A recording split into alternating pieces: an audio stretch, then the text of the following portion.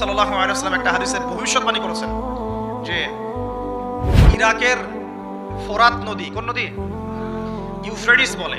এই ফোরাত নদীর নিচ থেকে একটা স্বর্ণের পাহাড় বের হবে। এখন স্বর্ণের পাহাড় সত্যিকারের স্বর্ণের পাহাড়ও হতে পারে, অথবা স্বর্ণের খনিও হতে পারে, অথবা এখনকার যেটাকে স্বর্ণ বলি আমরা ব্ল্যাক গোল্ড অয়েলও হতে পারে। আল্লাহু আ'লাম, আল্লাহ ভালো জানেন, আমি এক্স্যাক্টলি বলতে পারবো না, কেউই বলতে পারবে না।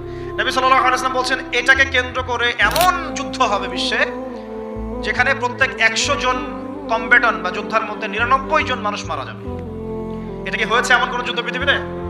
আর কখন এতগুলো মানুষ মারা যায়? যখন এমন কোন অস্ত্র সেখানে প্রয়োগ করা হয় যেটা প্রয়োগ করলে অল্প সময়ের মধ্যে অনেক মানুষ মরতে পারে। কথা কি বুঝতে পারছেন? অতএব নিউক্লিয়ার যুদ্ধ সামনে হতে পারে, আমি বলিনি যে হবেই। আমাদের ধারণা, এবং যারা মিলিটারি অ্যাফেয়ার্স নিয়ে ঘাটাঘাটি করেন তারা প্রত্যেকেই বলেন যে নিউক্লিয়ার যুদ্ধ সামনে হতেই পারে। হইলে আপনি কি করবেন? সামান্য একটা যুদ্ধই বলছি, এই দুটো দেশের যুদ্ধে বিশ্ব থেমে গেলে, যখন 40-50টা দেশ একসাথে যদি হয়ে যায়, আল্লাহ না করুক, তখন আপনি কি করবেন? আপনার সলিউশন কোথায়? কিভাবে খাবেন, কি পড়বেন, কিভাবে বাঁচবেন?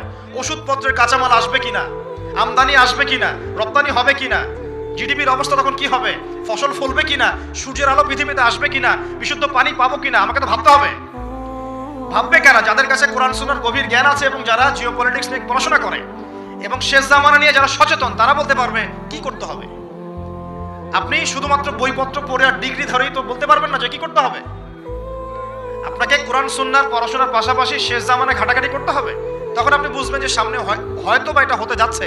যদি হয় তাহলে আমার সলিউশনটা কি হবে। সলিউশনের দিকে আমি শেষের দিকে আসবো ইনশাআল্লাহ। আমি আলোচনা গুটিয়ে নেই। সবচেয়ে সেরা শহীদ সাইয়্যিদুশ শুহাদা, তার নাম কি? কে বলতে পারবেন? কেউ জানেন না? সুবহানাল্লাহ। সাইয়্যিদুশ শুহাদা, তার নাম হচ্ছে হামজা ইবনে আব্দুল মুত্তালিব। নবী সাল্লাল্লাহু আলাইহি ওয়াসাল্লামের কি হন? চাচা। তার কি রওজা, তার কবর দেখেছেন কখনো? দেখেছেন? উহুদের মাঠে তার কবর আছে। যারা গিয়েছেন তারা জানেন, ওখানে দাঁড়াবেন, কবরের পাশে দাঁড়াবেন, আপনি জান্নাতের ঘ্রাণ পাবেন। আমি কোনো রূপক গাল গল্প বললাম না, এটা আমি নিজে দেখেছি, নিজে সেখানে থেকেছি, আমার সাথে যারা গিয়েছে ওরাও থেকেছে। ওখান থেকে আপনি জান্নাতের মিষ্টি একটা সুঘ্রাণ পাবেন ইনশাআল্লাহ। এবং এটা বাতাসের মধ্যে ছড়িয়ে থাকবে, বাতাস প্রবাহিত হবে, আপনার নাকে এসে লাগবে। এই যে মাশাআল্লাহ, চাচা বলুন উনি সেটা সাক্ষী। বিশ্বাস করবেন না ভাই, আল্লাহ যে আছে ভাই, আল্লাহ পাক সত্যিই আছেন। এই যে আমরা একটা কনফিউশনে থাকি না, আল্লাহকে দেখা যায় না, ফেরেশতাকে দেখা যায় না, আসমানি কিতাবগুলো দেখি নাই, নবীকে দেখি নাই, সত্যি কি আল্লাহ আছে? যখন নাস্তিকরা কিছু উদ্ভট যুক্তিতর্ক উপস্থাপন করে মানুষ কনফিউজড হয়ে যায়, আল্লাহ কি আছে সত্যি সত্যি? সত্যি এরকম বিগ ব্যাং থেকেই নাকি সব সৃষ্টি হয়েছে? মহাবিশ্বের সবকিছু কিভাবে চলছে? বহু মানুষ দিন দিন নাস্তিক হয়ে যাচ্ছে, বড় বড় ডিগ্রি সার্টিফিকেট নিয়ে আসছে, নাস্তিক হয়ে যাচ্ছে, হচ্ছে না?